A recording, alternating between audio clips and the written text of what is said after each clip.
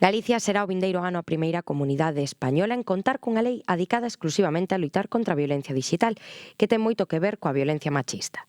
Este texto incluirá medidas de sensibilización, prevención e detección do acoso en Internet e enmárcase no compromiso da Administración autonómica para acabar coa lacra da violencia contra as mulleres, co obxectivo de avanzar cara a unha sociedade con cero víctimas.